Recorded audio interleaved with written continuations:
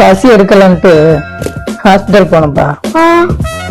500 ரூபாய்க்கு டேப்லெட் எழுதி வந்துட்டு சாப்பிட்டுட்டு டேப்லெட் போடுங்கன்னு. நமக்கு டேப்லெட் போடணும் போல. டேப்லெட் கொடுப்பா கொடுப்பா. மொத்தம் நீயே வச்சுக்கப்பா.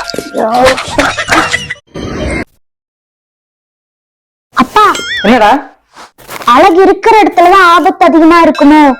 ஆமா, அதுக்கு இப்ப என்ன? ஓ, அதனாலதான் எனக்கு வர எல்லா பிரச்சனைக்கும் நான் அழகா இருக்கிறதா காரணமா? இந்த மாதிரி எல்லாம் பேச சொல்லி யாரா சொல்லி கொடுக்குறா?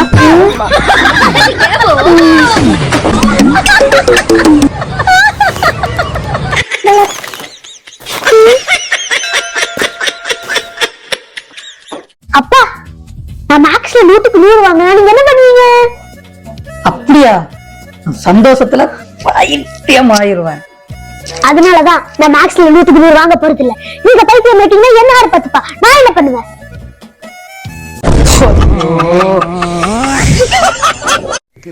மச்சான், என்ன மச்சான்?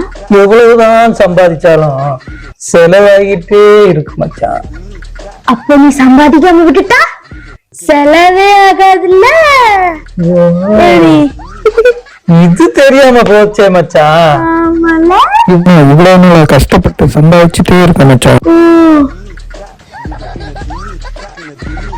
பரவாயில்ல, இனிமேல் பாத்துக்கோ. So sad. No problem. அப்பா, என்னப்பா? இன்னைக்கு என்னோட சோஷியல் நியூஸ் அண்டார்டிகா எங்க இருக்குன்னு கேட்டாங்கப்பா. அப்படியா?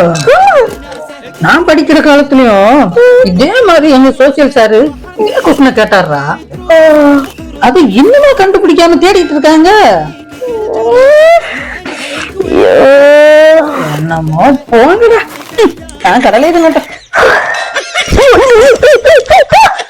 அப்பா கிட்ட கேட்டதுக்கு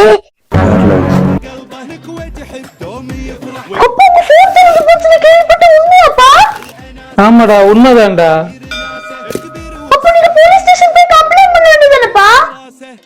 ஸ்டேஷன்ல போய் கம்ப்ளைண்ட் பண்ணிட்டு வெளியில வந்து பார்த்தா பைக் உன தூக்கிட்டு போயிட்டான்டா. சரிப்பா, நீங்க ஒன்னும் கவலைப்பட வேணாம். சர்ச்சுக்கு போய் பிரேயர் பண்ண வேண்டியதானப்பா. தொலைஞ்ச பொருள் எல்லாம் சீக்கிரம் கிடைக்கணும்னு சர்ச்சில் போய் பிரேயர் பண்ணிட்டு வெளியில வந்து பார்த்தா என் செருப்பு எவனும் ஆட்டப்பட்டு போயிட்டாங்க.